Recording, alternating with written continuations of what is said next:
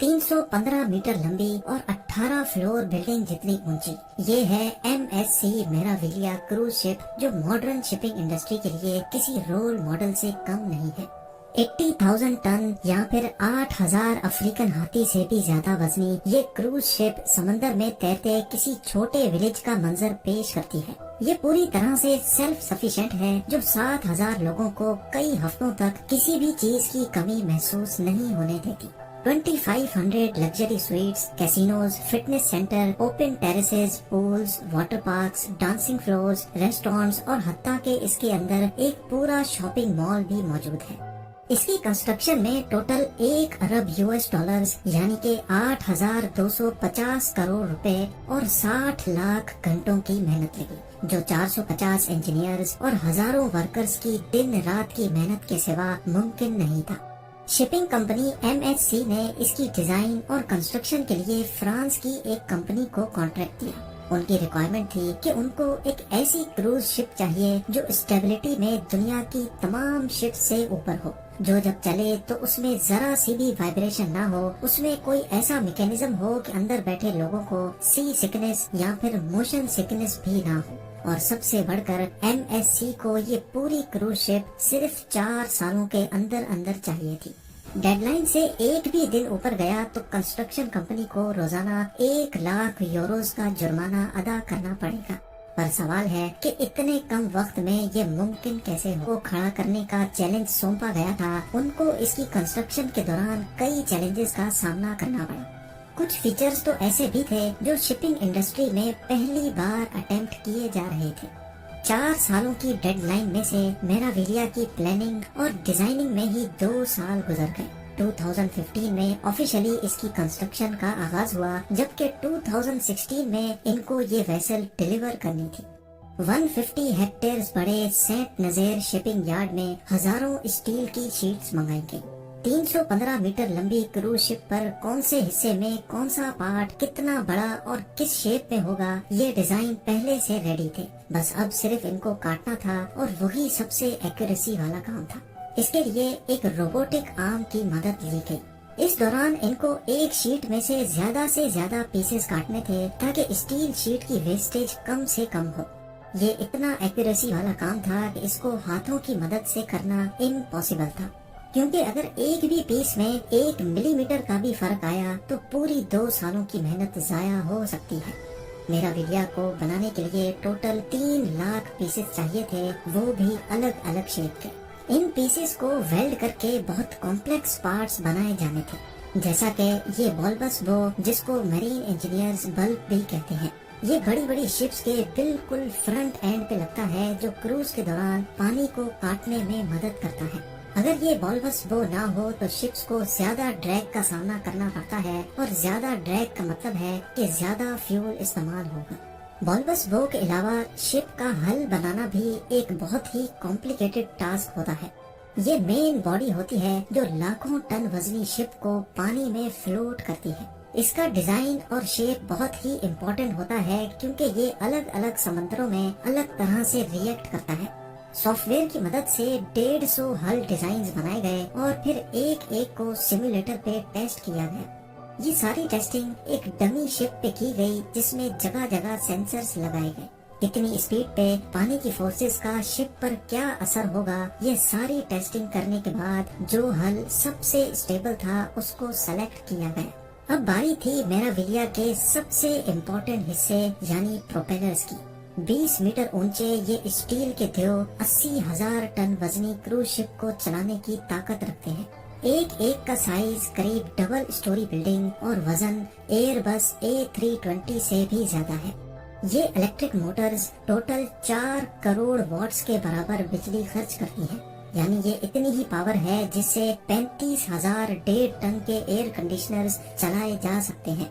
इन engines को खास तौर पे ऐसे डिजाइन किया गया कि ये किसी किस्म की भी वाइब्रेशंस पैदा ना करें, और अगर करें भी तो इनके अंदर स्पेशल वाइब्रेशन डैम्पिंग मटेरियल लगाया गया है।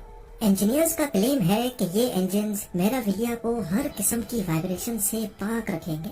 अपनी टॉप स्पीड यानी 22.7 नॉट्स या फिर 42 किलोमीटर पर आवर की स्पीड पर क्रूज के दौरान भी अंदर बैठे पैसेंजर्स को ऐसे महसूस होता है जैसे वो बीच समंदर में किसी 5 स्टार होटल में बैठे हैं।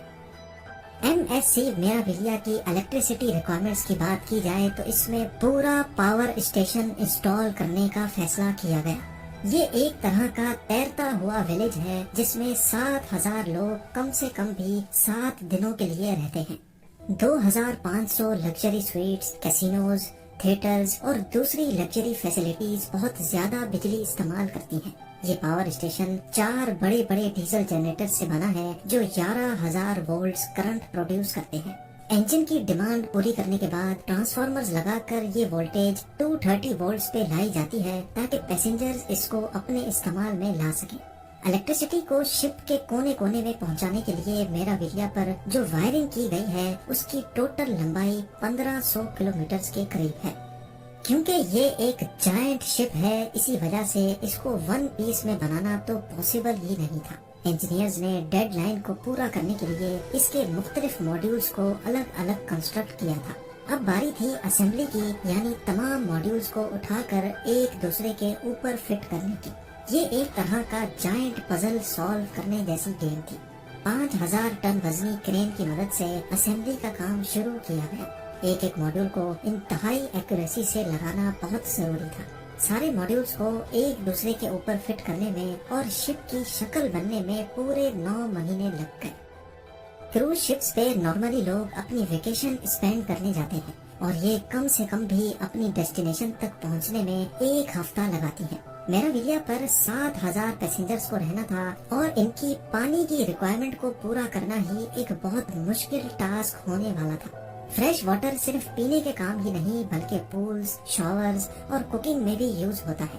एस्टिमेट लगाया जाए तो शिप पे एक शख्स रोजाना 200 क्यूबिक मीटर पानी इस्तेमाल करता है। यानी अगर 7,000 पैसेंजर्स होंगे तो 14 लाख क्यूबिक मीटर पानी, वो भी रोज का।